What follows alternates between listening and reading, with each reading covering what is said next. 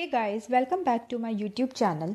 आज मैं लाई हूँ आपके लिए Indonesian horror movie. So let's get started. ये मूवी स्टार्ट होती है खालिद और सिटी की शादी से। खालिद का पहले से ही एक बेटा होता है जिसका नाम निक है। शादी में खालिद का पुराना दोस्त रईस भी आता है जिसकी एक रहस्यमय तरीके से मौत हो जाती है। फिर हमें दिखाया जाता है कि निक को बार बार एक औरत दिखती है जिसे वो घोस्ट बुलाता है। अब नेक्स्ट मॉर्निंग सिटी को अपने घर के बाहर खून ही खून दिखता है। देखने पर खालिद के दोस्त रईस की लाश एक पेड़ से लटकी हुई दिखती है, जिसे देखकर वो काफ़ी डर जाती है और ज़ोर से चिल्लाती है। उसकी आवाज़ सुनकर उसका पति और सभी गांव वाले इकट्ठा हो जाते हैं। तभी वहाँ पर एक तांत्रिक भी आ जाता है और सबको बताता है कि ये जो कुछ भी है गांव के बहुत करीब है, और वो सिटी को अच्छे से उसका घर क्लीन करने को बोलता है। सिटी सारा खून साफ करती है।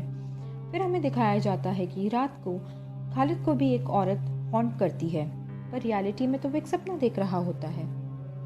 फिर गांव के लोग अचानक से बीमार पड़ने लग जाते हैं, जिसकी वजह वो सिटी को ठहराते हैं।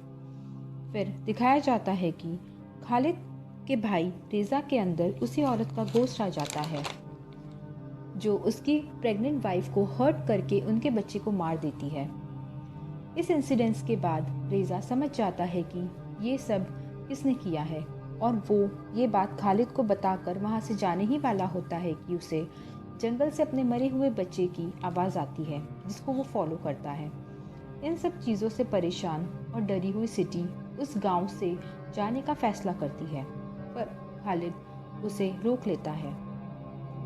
फिर खालिद रेजा से अकेले में बात करने के लिए जंगल में जाता है, जहाँ फिर से रेजा के अंदर उस औरत का घोस्ट आ जाता है, जिसे देखकर खालिद समझ जाता है कि वो कौन है।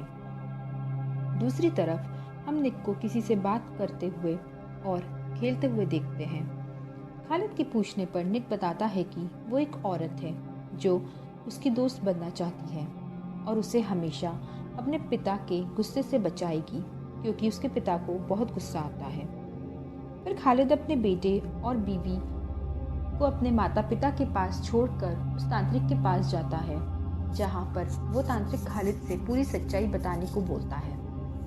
खालिद बताता है कि आज से 9 साल पहले की बात है, जब वो काफ़ी यंग और सेल्फिश हुआ करता था।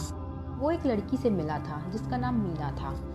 वो दोनों एक दूसरे को डेट करने लगे थे, पर खालिद मीना को लेकर बिल्कुल भी सीरियस नहीं था। वहीं दूसरी तरफ मीना खालिद से बहुत प्यार करने लगी थी और उसे अपने लाइफ पार्टनर बनाना चाहती थी। खालिद मीना से झूठ बोलता है कि उसके पेरेंट्स ने उसकी शादी कहीं और फिक्स कर दी है और उन्हें अब मिलना बंद करना पड़ेगा।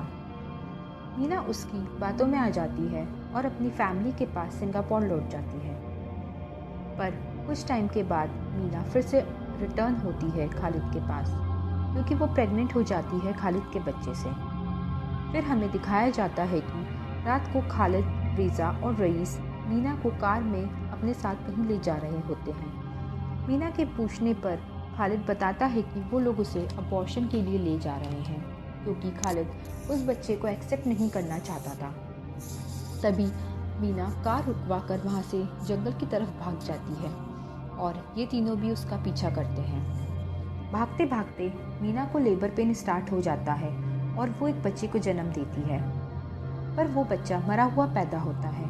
तभी खालिद भी वहाँ पहुँच जाता है और मीना उसके बच्चे की मौत का जिम्मेदार खालिद को बताती है और कहती है कि वो सबको खालिद की सच्चाई बता देगी, जिस पर उसे बहुत गुस्सा आता है और वो मीना को गला दबाकर मार देता है। तभी रेजा और रईस भी वहाँ आ जाते हैं और मीना को दफनाने की तैयारी करने लगते हैं। ये सारी बातें सुनकर तांत्रिक कहता है कि जो औरत चाइल्ड बर्थ के टाइम मर जाती है उनका प्रॉपर फ्यूनरल किया जाता है, जो उन लोगों ने नहीं किया था। इसलिए वो घोस्ट बनकर भटक रही है और जो भी उसकी मौत के जिम्मेदार है वो उनसे बदला लेने के लिए आई है। तभी उसने पहले रईस को मारा और फिर रेजा के बच्चे। फिर खालिद बताता है कि जब वो मीना को दफना रहे थे उसी टाइम उन्हें बच्चे के रोने की आवाज़ आई और खालिद उस बच्चे को घर ले आया अपनी गलती सुधारने के लिए, और वो बच्चा कोई और नहीं बल्कि निक होता है। और तांत्रिक का कहना था कि वो एक डीमन का बच्चा है और उसने बहुत बड़ी गलती की है उसे घर लाकर। फिर वो खालिद को एक औजार देता है मीना के घोस्ट के गले में मारने के लिए। दूसरी तरफ हम देखते हैं कि सभी गांव वाले खालिद के घर पहुंच जाते हैं और सिटी को पकड़ लेते हैं, क्योंकि उन्हें लगता है कि ये जो कुछ भी हुआ है सिटी की वजह से हुआ है। तभी खालिद और वो तांत्रिक वहां आ जाते हैं और सिटी को बचा लेते हैं। और तांत्रिक सभी गांव वालों को बताता है कि ये सब खालिद की वजह से हो रहा है। फिर खालिद भी सभी को सच्चाई बता देता है और सबसे माफ़ी मांग लेता है और सबको प्रॉमिस करता है कि वो ये सब ठीक कर देगा, जिस पर वो तांत्रिक भी उसके साथ जाकर उस डीमन को ख़त्म करने का बोलता है। तभी सभी गांव वाले भी इन दोनों के साथ जाने का फैसला करते हैं, पर वो घोस्ट इतना स्ट्रॉन्ग होता है कि वो सब गांव वालों को मार देता है, इंक्लूडिंग फ्रेजा।